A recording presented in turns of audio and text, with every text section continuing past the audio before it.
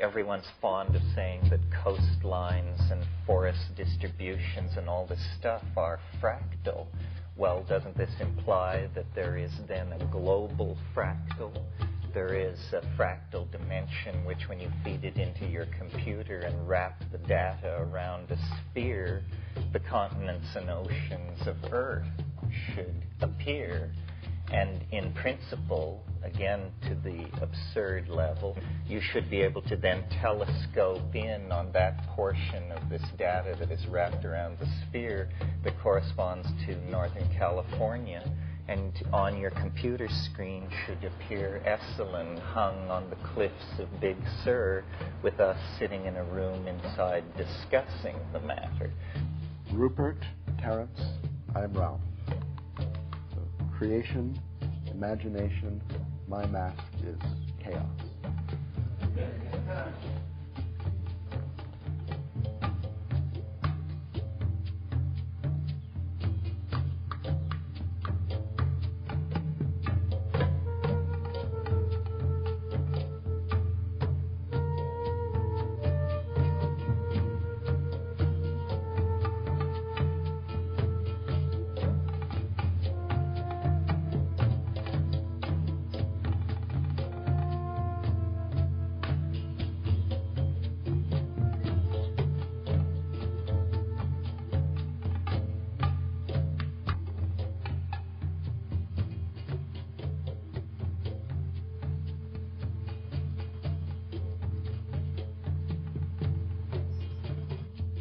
In my early LSD experiences, I seemed to see motifs and structures that gave me an interest in Tibetan Buddhism.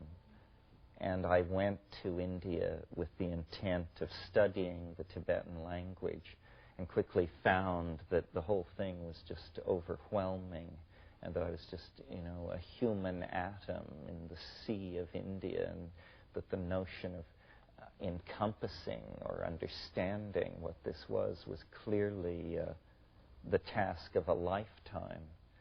And several times in my life I have acted out this sort of ricocheting relationship between the humanities and the sciences, at times losing myself in the study of certain schools of poetry or literature or painting, and then at other times spending years reading philosophy of science and epistemic basis of physics and this sort of thing, always trying to get a resolution on the content of my experience, my lived experience, which included the psychedelic experience, which for me from very early on was this kind of tremendous mystery or conundrum which was set down in the middle of my being.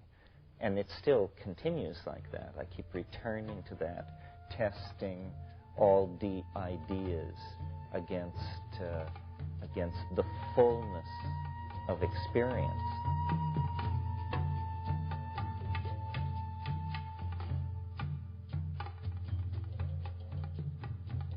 The main difference between our world and the world that science tells us we're living in is that science denies the quirky, freaky, cosmic giggle, high-plottedness, completely improbable, totally quirky humor that binds everything together and that makes it something other than an engine in which atoms blindly run, in Whitehead's phrase. Schrödinger brilliantly anticipated the discovery of DNA, and then Joseph Needham and L.L. White, and, Eric Jantsch should be mentioned, actually, as a precursor of us all, I think. I mean, Eric Jantsch was a great pioneer, a great soul, and he saw very deeply into whole systems, as did Ilya Prigozhin, the Belgian thermodynamicist.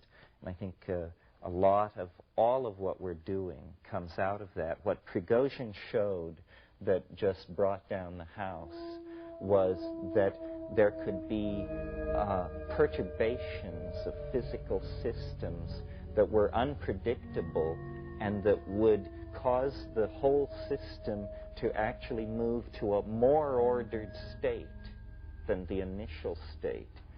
And this perturbation to higher states of order looks suspiciously like a violation of the supposedly inviolate second law of thermodynamics. So that looks, you know, like a doorway into an energetic hyperspace.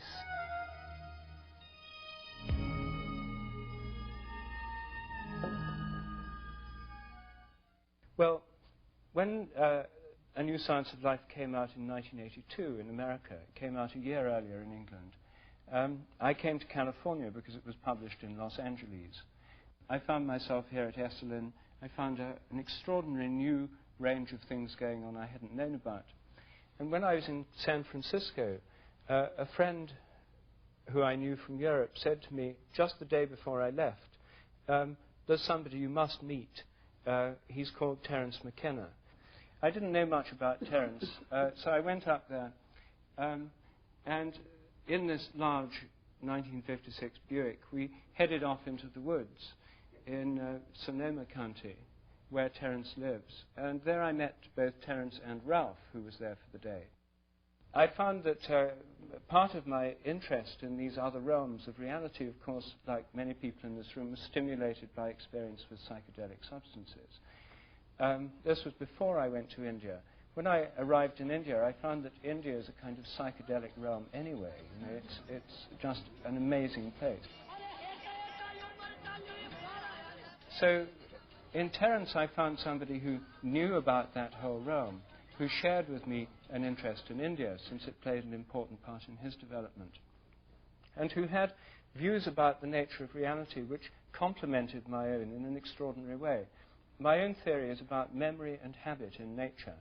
Terence, I found, had developed a theory about novelty and creativity in nature, a theory about the quality of time and the creative process as it is related to the ongoing flux of events. And Ralph had a kind of mathematical theory, which was just the kind of thing that the view of nature I was trying to develop needed, the idea of nature being drawn by goals or attractors. In the mathematical science of dynamics, there's this model of reality being pulled from ahead by things called attractors. It's a teleological, animistic view of nature, which dressed up in the guise of mathematical models, which I found most fascinating. And so for me, the meeting with Ralph and Terence was a step further towards seeing how one could begin to dream of a world in which nature was seen as alive, in which the imagination permeated all reality, in which animals and plants are seen as part of the living texture, the living components, the cells in the life of Gaia, and Gaia in the life of the cosmos as a whole. In fact, a view of the world as alive, which recalls in some respects the old cosmologies of the ancient world, where the cosmos was seen as a living organism, where they thought of the whole cosmos as having a soul, the soul of the world, the anima mundi. So I was brought up in a field of music, but I was attracted to mathematics early. And when I was 14, I played in the State Symphony. After that, I started in mathematics, and I became a professor at Berkeley when I was 23. I had an easy way in mathematics, and the way the system works, the carpet is unrolled in front of you. You know, you have a few choices, but basically before you even know what's happening, the carpet is unrolled, and you're down the runnel into whatever you can do that's useful to the system. In this process, I lost nature, but there was a great gain because I love it out there. I love to be off the planet. I always did, and to this day I spend very little time on planet Earth. So it went on in this way, and by 1967 I was a professor at Princeton. I had written 3 books on mathematics that you need a microscope to read. And I had been studying for a long while chaos, but we didn't call it chaos then, and we didn't see in it any role in the natural world or in social transformation or in the evolution of consciousness, because we didn't think about anything out there. So one day after my third book was done and I was exhausted, and I looked up and all the students were out in the courtyard demonstrating about the Vietnam War and to open the university to women students and so on. I said, what exactly is going on? Here, they said, take this.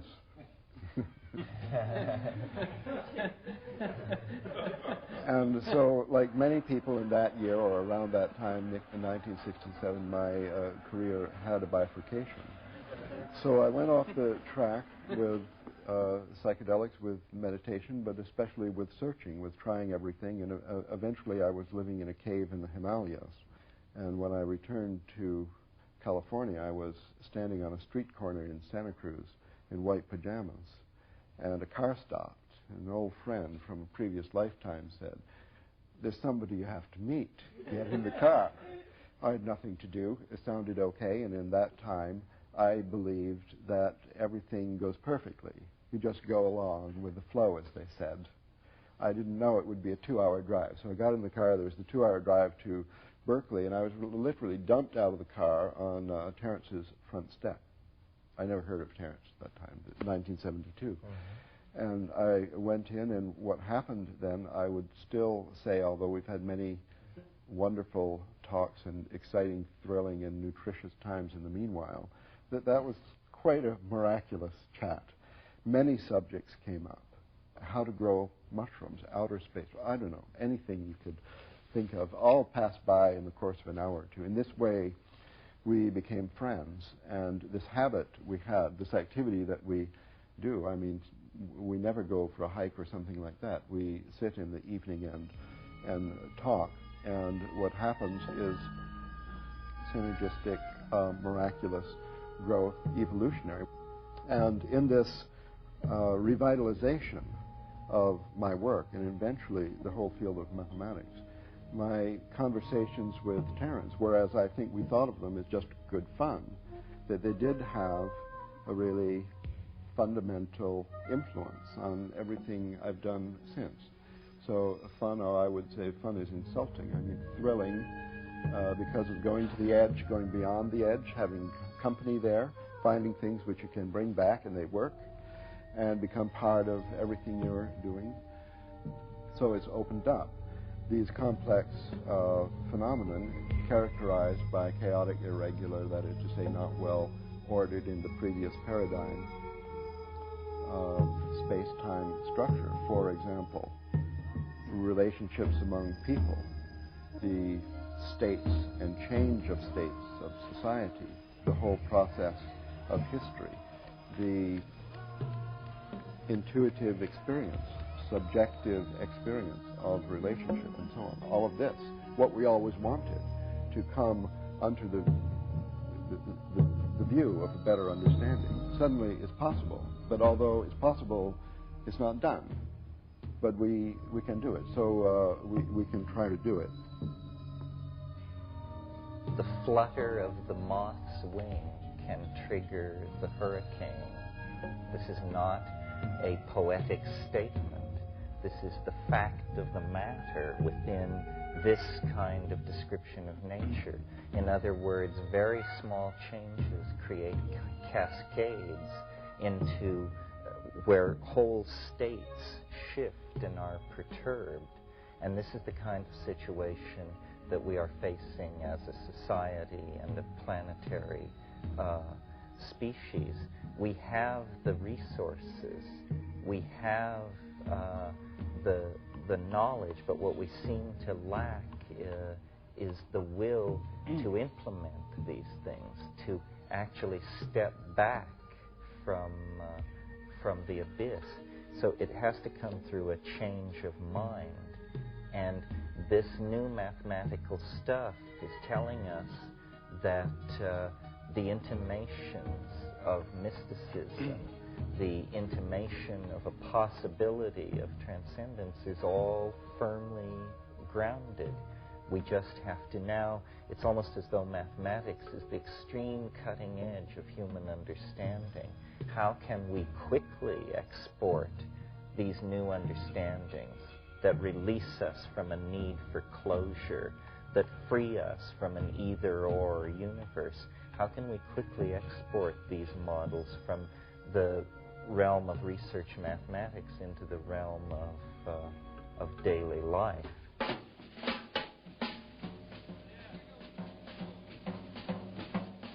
I really see it as politics, almost at the viral level, that we are trying to create new languages and new concepts, and not only create them, but teach them to you, and we ourselves repeat them over and over again, and you feed back into this, and then we refine the mean, and then a mean is like a gene. It can be replicated. And we have not seen language as the playing field of the creation of the new paradigm, but that's really where it is. We can transform ourselves no more quickly than we transform our language. And the way we transform our language is by really pushing on the envelope of the act of communication. You know, the caterpillar in Alice in Wonderland says, "Say what you mean and mean what you say. I do."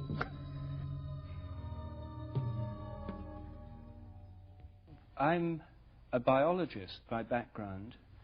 I studied biology because I was interested in animals and plants. And when I was studying it at Cambridge, I began to have terrible doubts about what I was doing, because everything that really interested me about animals and plants somehow vanished when I got into the biochemistry laboratories. I was majoring in biochemistry, and I did a PhD in biochemistry there. But there's a curious thing about biochemistry. You're doing biochemistry to study the molecular basis of life. Yet the very first thing you do in the laboratory is kill whatever you're studying, grind it up, extract the enzymes, and then in a test tube study the properties of some of these molecules extracted from this killed organism. And it began to occur to me that perhaps this wasn't the best way to understand life.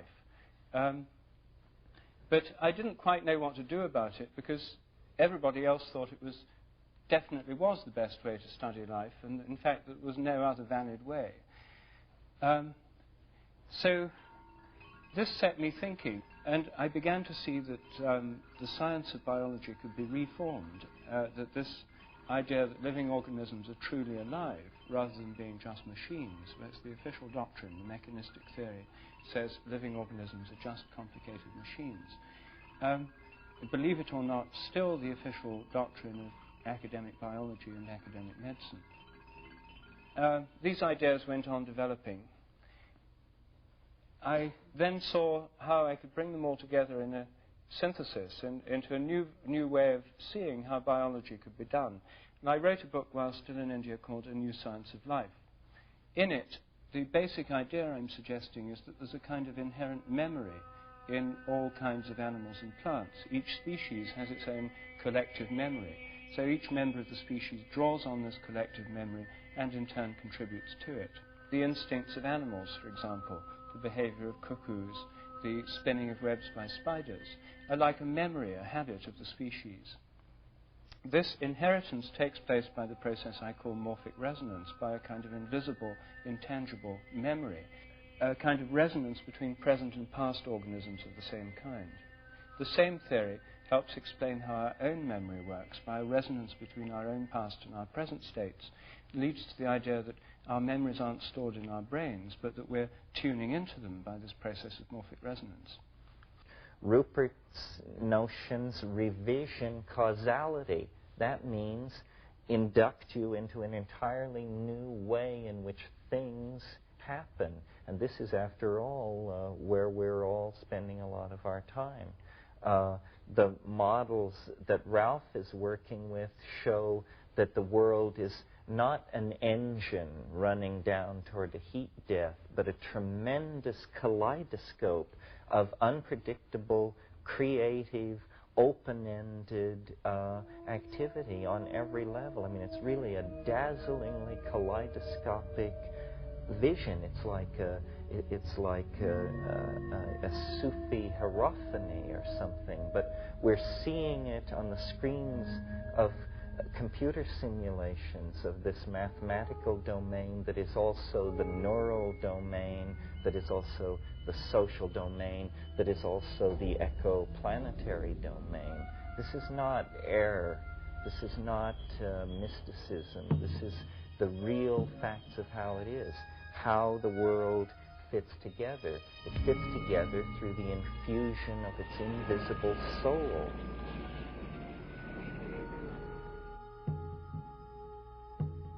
If nature is evolutionary, if all of nature is evolving, what about the eternal laws of nature, which scientists have taken for granted for so many centuries, concepts going right back to Pythagoras and the ancient Greeks? Were all the laws of nature there before the Big Bang? Well, if they were there before the Big Bang, where could they possibly be? There was nowhere to be. There was no universe. So if the laws of nature were all there before the Big Bang, then they must be non-physical, idea-like entities dwelling in some kind of permanent mathematical mind, be that thought of as the mind of God or just the mind of a kind of disembodied mathematician. They were thought to be permanent and all there before the universe. This assumption is still held by most of our modern cosmologists. It's something that physicists have not yet begun to question seriously. But as you can see, it's like an idea that's had the carpet taken from under it. It's sort of hanging over an abyss. Because there's no real reason why we should assume the laws of nature are permanent in an evolving universe. If the universe is evolving, then the laws of nature could be evolving as well. And in fact, the very idea of the laws of nature may not be appropriate. It may be better to think of the habits of nature evolving. The Big Bang is like the cracking of the cosmic egg. That's its mythological correlate, the notion of the ancient mythological idea of the cosmos beginning through the hatching or the cracking of an egg, followed by the growth of the organism that comes out. It's an embryological metaphor. And we now have a kind of developmental model of the whole universe. It's like a developing organism. It's not like a machine at all anymore. The universe is a growing, developing organism, which is differentiating within itself, forming new forms and patterns, an evolutionary process that on Earth has given rise to all the forms of animal and plant life, all the different kinds of microbes, to ourselves, and to the many and varied forms of human culture. A theory of evolutionary habits demands a theory of evolutionary creativity. How can we understand the creativity that's given rise to new ideas, to Beethoven's symphonies, to theories in science, to new works of art, to new forms of culture, to instincts in birds and animals, to the forms of flowers and plants and leaves, to the many kinds of rocks and crystals, and to all the forms of galactic and stellar and planetary organization? What kind of creativity could underlie all those processes? One is the materialist view that says the whole thing is entirely due to blind chance, that there's nothing but a kind of darkness of blind material processes going on, and then by blind chance, new things happen. The other model for understanding creativity, I think, is provided by our own imaginations. Our imaginations are not full of fixed Platonic ideas, which are always the same, like Platonic minds. They're ongoing, changing, dynamical processes with a kind of creative richness that always surprises us. So the question is, if nature is alive rather than dead, if the universe, if the Earth have a kind of mind or soul of their own, if living organisms are in some sense mind-like, or if there's a mind-like process at work in nature, then how does it express its creativity? And so then the question is, could this creativity in nature be a product of the imagination of Gaia, of the Gaian mind? Could it be a product of the cosmic imagination? Could there be a kind of imagination working in nature which is similar to our own imaginations?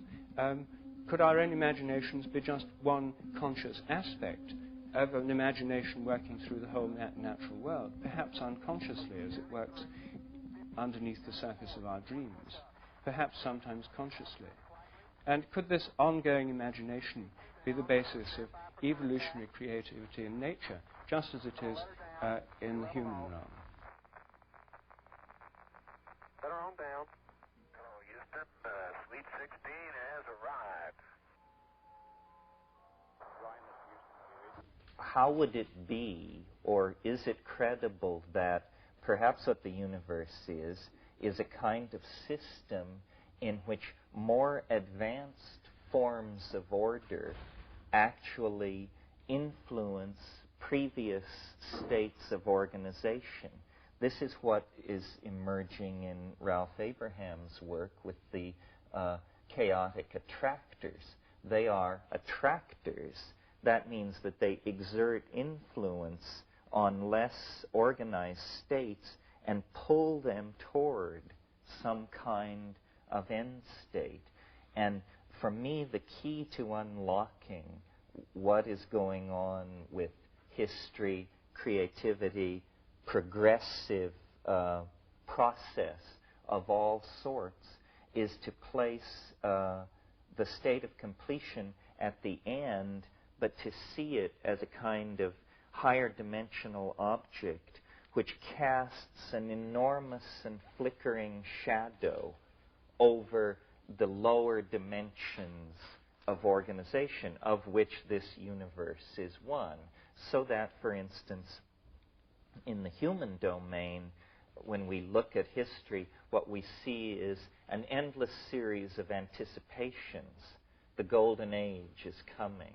The Messiah is immediately around the corner. Great change is soon to be upon us. These are intimations of change. It's almost as though the transcendental object that is the great attractor in many, many dimensions throws out images of itself, which filter down through these lower dimensional matrices and actually are the basis of the appetition of nature for greater expression of form, the appetition of the human soul for greater immersion in beauty, the appetition of human history for greater expression of complexity. So when I think about these terms, chaos, creativity, imagination, I see them, it's like a three-stroke engine of some sort. Each impels and runs the other and sets up a reinforcing cycle that then stabilizes organisms, processes that are caught up in this, in the phenomenon of being. The phenomenon of being is this self-synergizing engine of out of chaos, through creativity, into the imagination, back into chaos, out into creativity, so forth and so on. And it operates on many levels simultaneously, so that the planet is undergoing a destiny. Deep time, the time of geology, was only really discovered around the turn of this century, and it is cosmically ennobling to think of the universe as a thing of great age. But I think that it's time to put in place, next to the notion of deep cosmic time, the notion of chaotic, sudden change, cusp flux, and sudden perturbation. Because what deep time has revealed, as we've pushed our understanding of the career of organic life back 65 million years, 270 million years, what we see is tremendous punctuation built into the universe, in the case of the Earth, in the form of asteroidal impacts. This thing which happened 65 million years ago, nothing larger than a chicken walked away from it on this planet. So there's a strange paradox where taking deep time seriously, the message of deep time is you may not have as much time as you thought, that the universe is dynamic, capable of turning sudden corners. So then the imagination becomes a kind of beacon. The imagination is, as it were, a scout sent ahead, or something which has preceded us into history, and in fact is a kind of eschatological object. It is shedding influence, the morphogenetic field, if you wish. If the morphogenetic field is not subject to the inverse square law of decreased influence over distance, then I, as a layman, don't see why, Rupert, we couldn't locate it at the conclusion of process. Because, you know, one of the things that's always puzzled me about the Big Bang is it's a singularity. This is the term physicists use for it. This means theory cannot predict it, and yet it is necessary to make everything which follows from it happen. So you just say, you know, there's no reason for this, we have no argument for this, but the rest of the theory needs it. So it's a singularity, and the immense improbability which modern science rests on but cares not to discuss is this: the belief that the universe sprang from nothing in a single moment. Well, if you can make that leap to believe that, it's very hard to see what you couldn't believe. That is almost the limiting case of credulity, I would think, you know. So,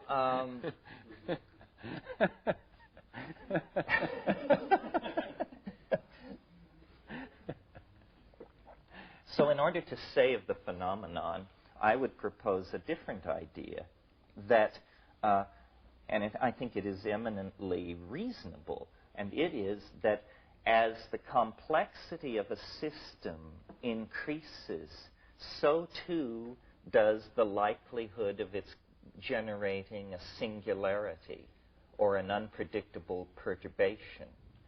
So the pre-existent state of the universe I imagine to be extremely simple, an unflawed nothingness. In other words, the least likely situation in which you would expect a singularity to emerge. But now let's look at the other end of the historical continuum of the history of the universe.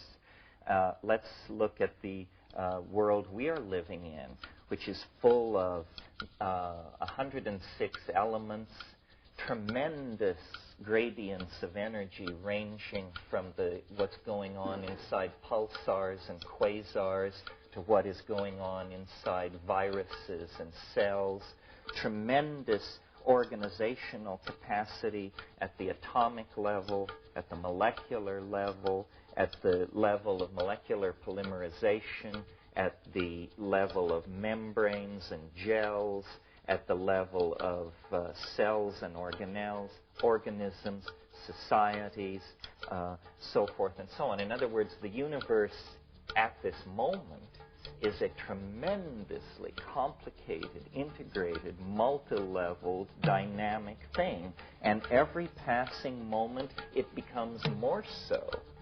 This is what evolution, history, compression of time, what all these things are attempting to indicate, is the increasing complexity of reality.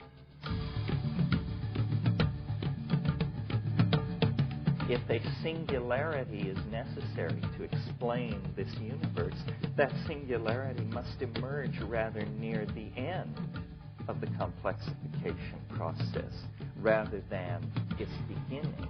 You see, we simply have to reverse our preconceptions about the flow of cause and effect, and then we get a great attractor that pulls all organization and structure toward itself over several billion years. And as the objects of its attraction grow closer to its proximity. They somehow interpenetrate. They set up standing wave patterns of interference. New properties become emergent, and the entire thing complexifies. Well, to my mind, this is the divine imagination. This is what Blake called it. This is the only way I can conceive of it. Time is the theater of God's becoming, but it's also, from the point of view of a higher dimensional manifold, a kind of fait accompli. And this is no contradiction, or if it is, it's all right, because in these realms of higher ontology, you're always asked to avoid closure and hold the notion of a coincidentia positorum, a union of opposites.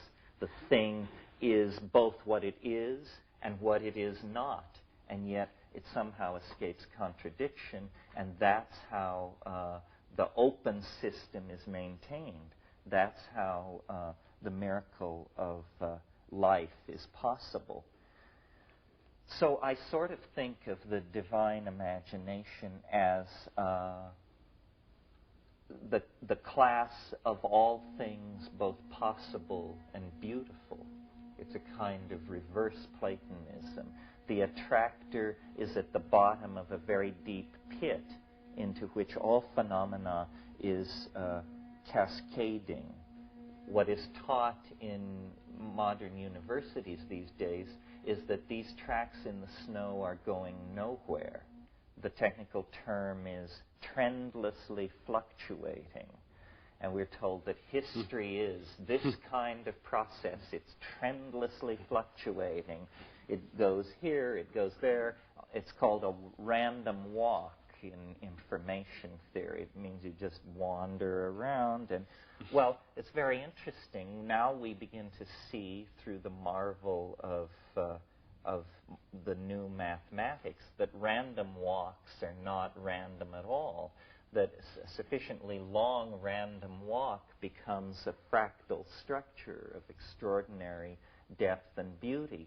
So you see, really what has to happen is for us to see chaos not as something that degrades information and is somehow the enemy of order, but rather chaos is the birthplace of order. Chaos is not the problem, chaos is the answer. I think a factor which changes everything is the discovery of dark matter, the fact that 90 to 99% of the matter in the universe is utterly unknown to us. This recent discovery effectively tells us that the whole cosmos and every material thing in it has a kind of unconscious, a material unconscious, an unknown dark realm which conditions everything that happens, the shapes of the galaxies, their interactions. Is Gaia, as it were, awake on the side that's in the sunlight, and in the side that's in the darkness as it rotates, dreaming? At night, are the plants, the animals, the whole ecosystems, the oceans, in some sense, in the dream state, when dreams and spontaneous images of what might be possible come to them? So, is there a kind of Gaian dreaming, and does it happen on the night side of the planet? What would the Gaian mind feel like? What form would a Gaian dream take, or what form would a Gaian psychedelic experience take? The psychedelic experience, it's preposterous to attempt to analyze it in terms of human motivation at its intense levels. It seems rather to be an ontological reality of its own that the human being has simply been privileged to briefly observe. But it says no more, your deep psychedelic experiences say no more about your personality than that the continent of Africa is making a statement about your personality. They are, in fact, independent objects. To my mind, the divine imagination, or the imagination, is this the source of all creativity in our dreams, in our psychedelic experiences, in the jungles, in the currents of the ocean, in the organization of protozoan and microbial life.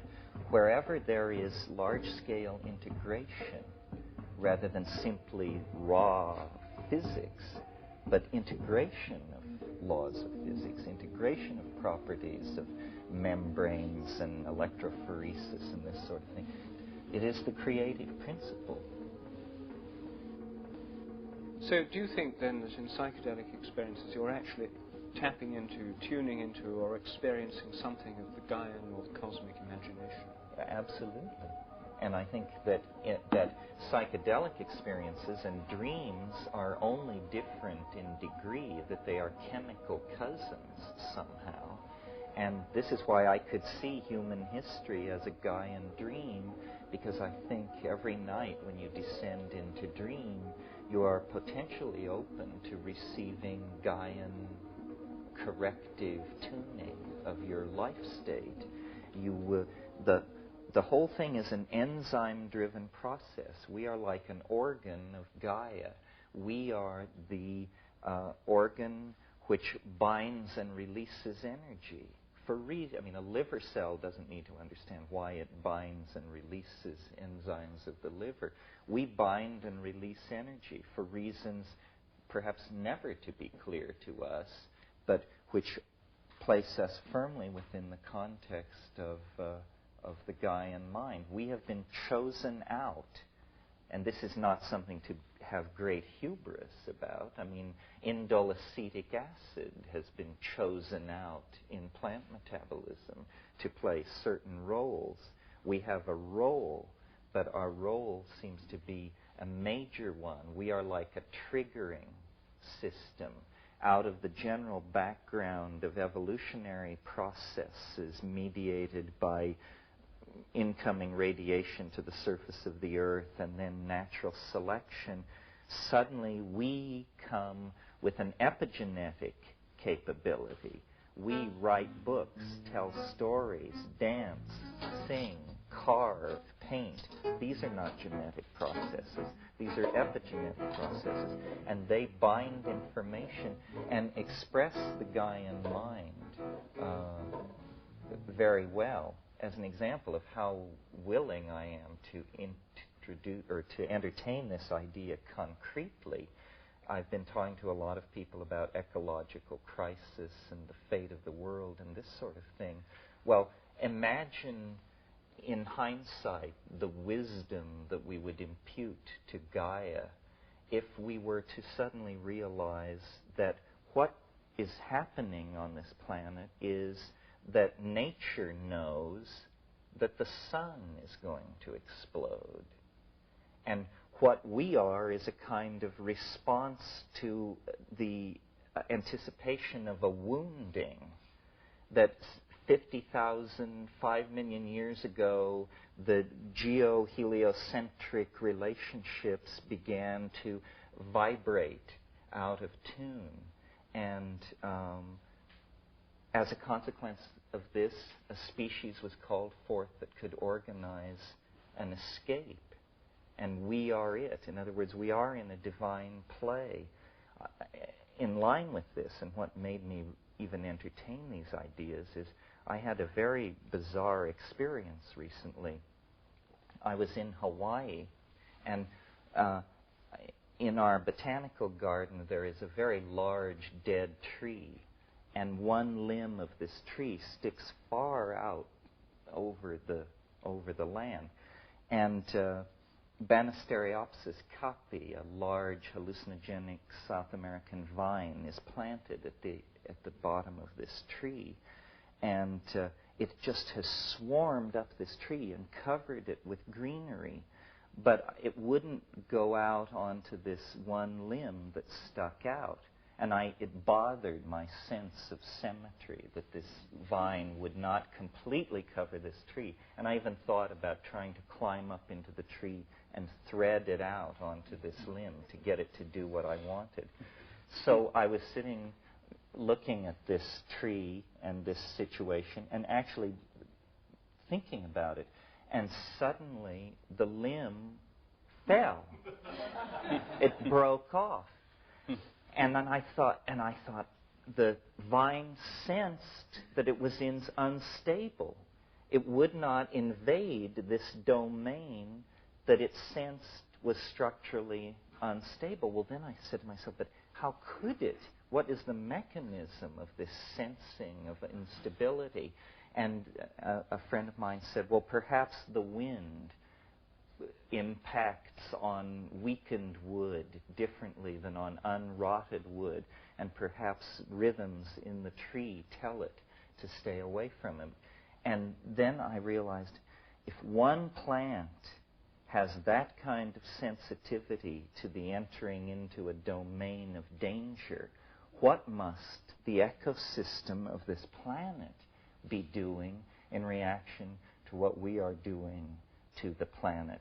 So I see the reason this relates to the imagination is because I see ourselves in communication with the imagination. It is sending images back into the past to try and direct us away from areas of instability. It really is, the Gaian mind is a real mind. Its messages are real messages, and our task through discipline, psychedelics, attention to detail, whatever we have going, is to try and extract this message and eliminate ourselves from the message so that we then can see the face of the other. And this is the field of chaos. For a certain setting of the parameter, form will emerge out of the field of chaos. And where this happens reliably, we've explored the ocean all over, and we found a few favorite regions. And they're called the Apache Rift, the Calico Mountain, and the Scroll Reef. So the submarine is dragging along at 1,000 iterations depth in the ocean of chaos. Comes across these regular patterns. This is the first wing of the Apache Valley. This is Apache Valley. I think so. Then we get another field of chaos.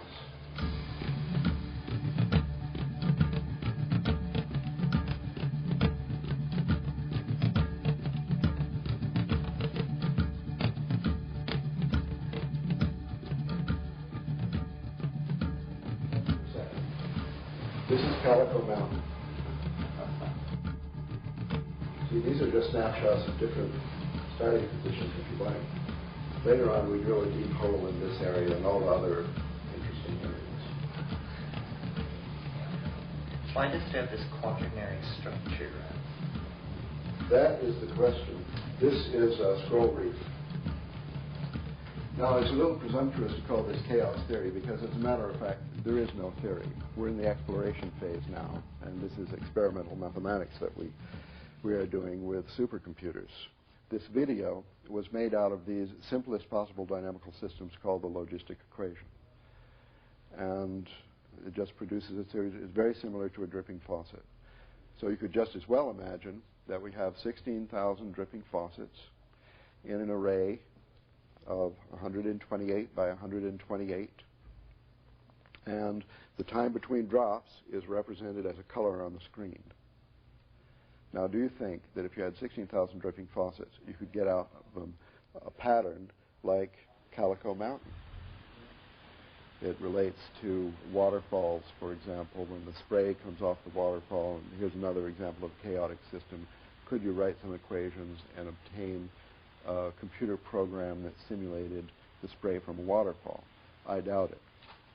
And from this totally chaotic data, viewed in this particular way, which is called chaoscopy, you get these points in the planes that if the data was really random, the dots would be all over the plane. Instead, they lie on a curve, a smooth curve.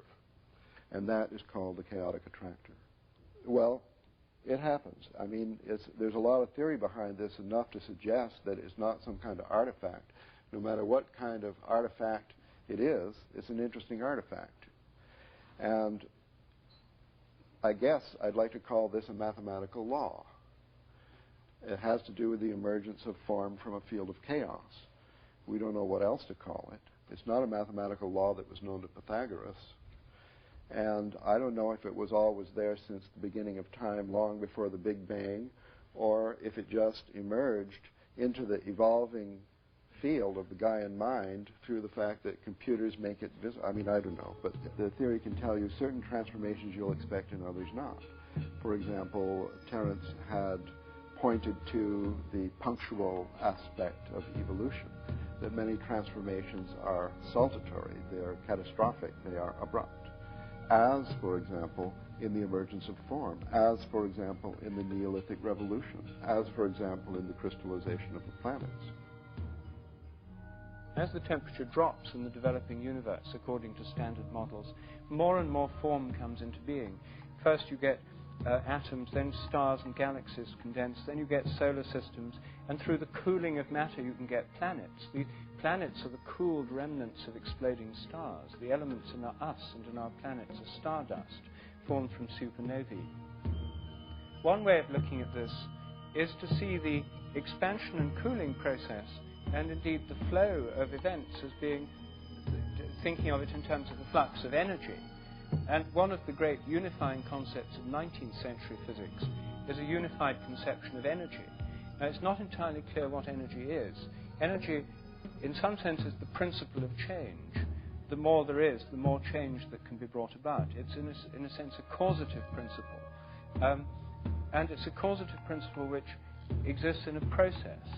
In this process, the energetic flux of the universe underlies time, change, becoming, and the flux process itself seems to have an inherent indeterminism to it. This flux process, the universal flux, is organized into forms by fields. Matter is now thought of as energy bound within fields, the quantum matter fields and the fields of molecules and so on. And I think there are many of these organizing fields, the morphic fields.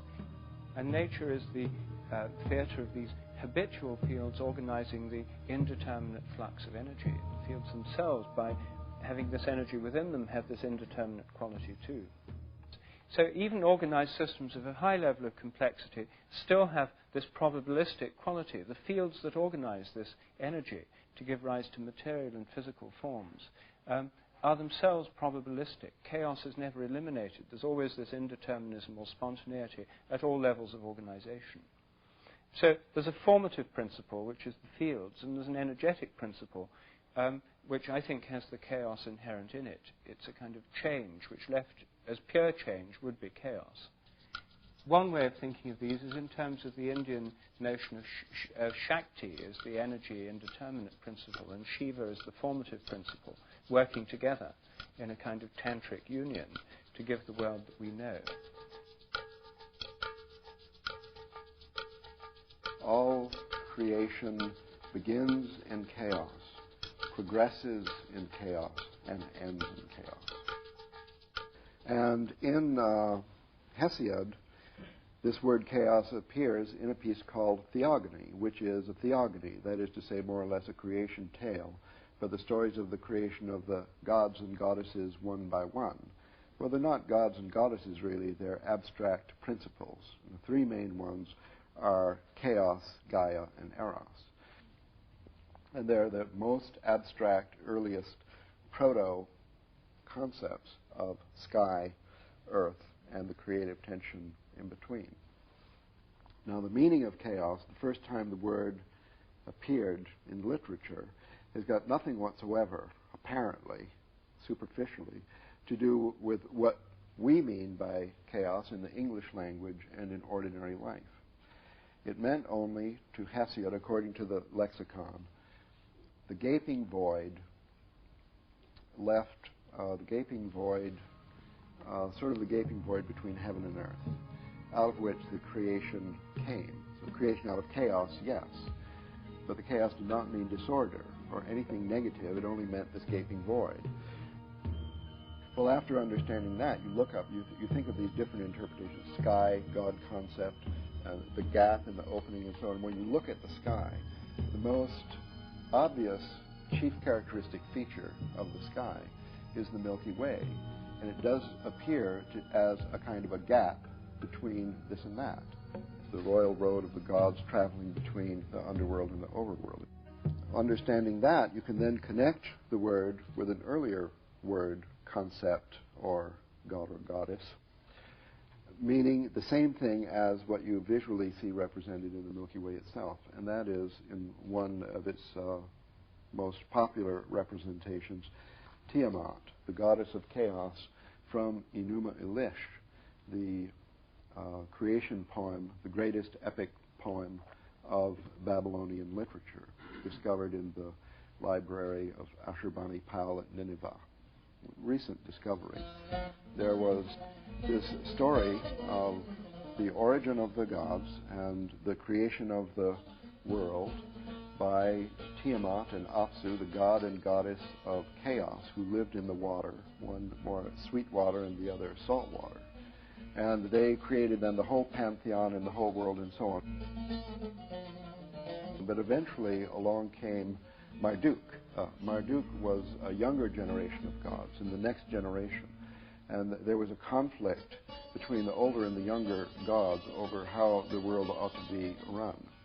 And apparently this conflict was taking place in the form of a social transformation, a transformation represented in the mythological by the demotion of Apsu and Tiamat from the pantheon of Babylon, the city Babylon, and the replacement by Marduk eventually became the god, Mr. Big of Babylon, around 2000 BC, coinciding with the sweep of patriarchy over that city, propelled on a new type of war chariot with spoked wheels instead of solid wheels.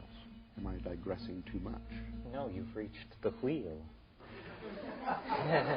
Well, I've reached the spoke wheel and its association with, is this accidental? I don't know, with the patriarchy, and the fact that the wheel itself as a mathematical model is the paradigm of order, a divine mathematical form, according to Plato, as the planets were supposed to move before Kepler, who introduced the ellipse. Fantastic transformation, punctual catastrophe in the history of consciousness.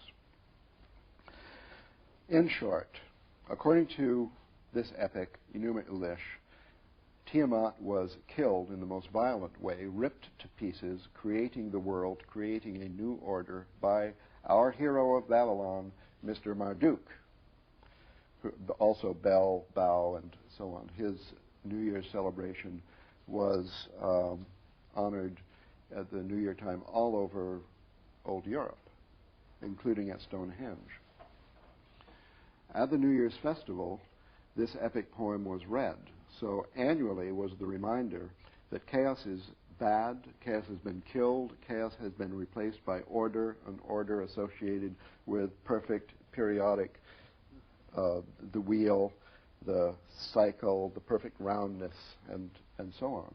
Whereas in Minoan Crete, you find, according to the evidence of the excavators and all who have examined the artworks that remain, a long-lasting fluorescence of partnership culture with no domination by a male god. It's established that there's the diffusion from Crete to Greece, and the last remainder of the Cretan culture, which is a very interesting one, it must have been sort of the last vestige of the Garden of Eden. We're talking about a tremendous happiness and fluorescence of beauty in all aspects of life. The importance of the chaos revolution now is that chaos has recovered from being demoted, from being banished to the unconscious in around 2000 BC or so, from then up to now 4,000 or maybe 5,000 years of the repression of chaos. I mean, chaos is, to this day in our culture, a bad word. we have to watch out for chaos. It ruins your love life. It has to be replaced by order. Scientists most especially hate it, and so on. The fact that scientists, of all people, in the temple of science, that Tiamat has to be accepted as a friend and replaced upon her throne, this is big news.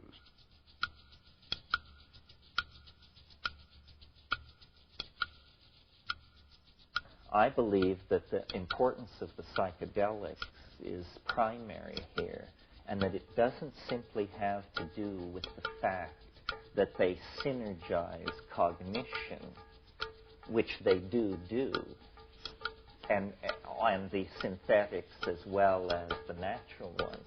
But it's deeper than that. It's that we have a secret history, knowledge of which has been lost to us and only is now recoverable in the light of the kind of mindset that becomes possible to us if we accept the new paradigm.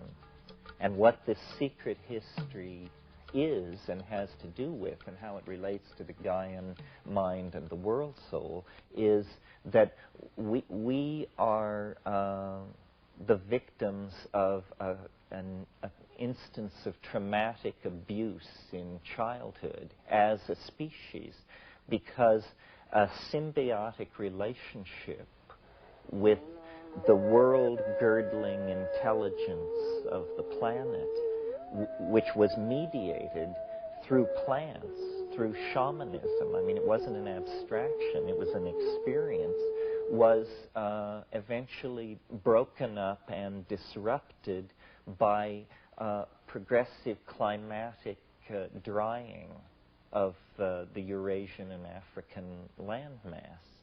And so this is literally the fall into history, the expulsion from Eden. All these primary myths of a golden age found and lost have to do with the fact that once we lived in dynamic balance with nature, not as animals do, but as human beings only could, but in a way that we have now lost.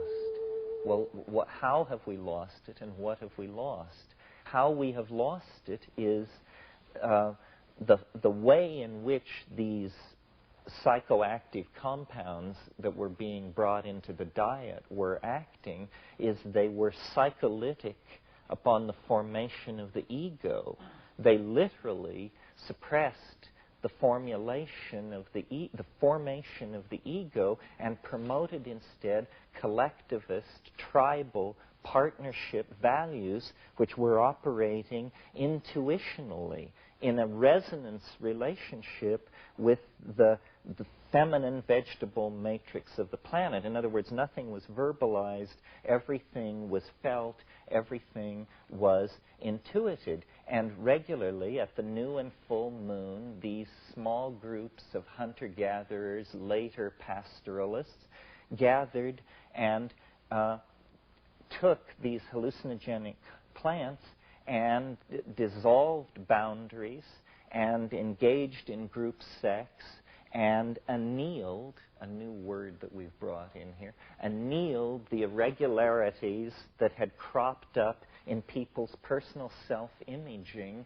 in the interval since the last session. And this kept everything grounded on the plane of that which is important, i.e. the values of the group, of the species, of dynamic balance with the ecosystem, and so forth and so on. Well, when this was disrupted and the supplies of these plants were diminished and new religious forms arose and the time between the great festivals grew longer and longer, the ego begins to take hold, first as a kind of cancerous aberration, but then quickly becoming a new style of behavior, which quickly then eliminates all other styles of behavior by suppressing access to the chaos. And this is the point I want to make, that there is between the ego and full understanding of reality a barrier, a problem. The fear of the ego to surrender to the fact of chaos. Chaos is what we have lost touch with. This is why it has been given a bad name, because it is feared by the dominant archetype of our world, which is the ego, which clenches because its existence is defined in terms of control. And the furious modeling process, and this will now sound like a knock on modeling, the furious modeling process that the ego endlessly carries out is an effort to fight the absence of closure. The ego wants closure. It wants a complete explanation. The beginning of wisdom, I believe, is the ability to accept an inherent messiness in your explanation of what's going on. Because nowhere is it writ that human minds should be able to give a full accounting of creation in all dimensions and on all levels. You know, Wittgenstein had this idea that philosophy should be what he called true enough. And I think that's a great idea. Let's just make it true enough, because that's as true as it can be gotten. Well, so the imagination is chaos. New forms are fetched out of this chaos. For me, the creative act is the letting down of the net of human imagination into the ocean of chaos on which we are suspended, and the attempt to bring out of it ideas, to bring out of it, sometimes, and this is my model for the psychedelic experience, that it is the night sea journey, that it is the lone fisherman on a tropical sea with his nets, and you let these nets down, and sometimes something tears through them that leaves them in shreds, and you just row for shore and put your head under your bed and pray. And at other times, what slips through are the minutiae, the minnows of this ichthyological metaphor of idea chasing. But sometimes, you actually can bring home something that is food for the human community, that we can sustain ourselves on and go forward. So we haven't talked that much about art and aesthetics, but I think in the human world, the appetition is for beauty, to my mind, and this is another place where the Platonism shines radiantly through, because Plato held that the good was the true and that both were the beautiful.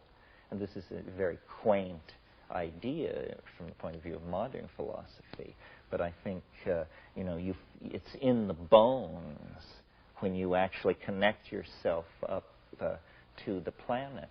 That's why chaos is capable of being the tremendous repository of ordered beauty that it is, because there is no chaos in the old definition, which is to say that which by any definition or any test is found to be disordered. That is just a kind of a hell notion, a kind of hypostatization of an ultimate state of disorder. But nowhere in the world that is deployed through space and time do you encounter that. Instead, what you encounter is embedded order upon embedded order, this fractal thing. And then finally, for me, the imagination is the goal of history. I see culture as an effort to literally realize our collective dreams. And, it's on a very crude level when it's you make your mask and I make my mask and then we dance around together. And it's even at a very crude level when it's you design your shopping mall and I'll design my World Trade Center and we'll put them on the same piece of real estate. But we're coming now into, through media, I believe, through virtual reality and human-machine integration and this kind of thing, into a situation where the imagination is going to be something that we can share, that the path of mind through its own meanderings will become something that can be recorded and played back. We will have the possibility of living in our own past, or creating and trading realities as art, and art as life lived in the imagination is the great archetype which rears itself up at the end of history.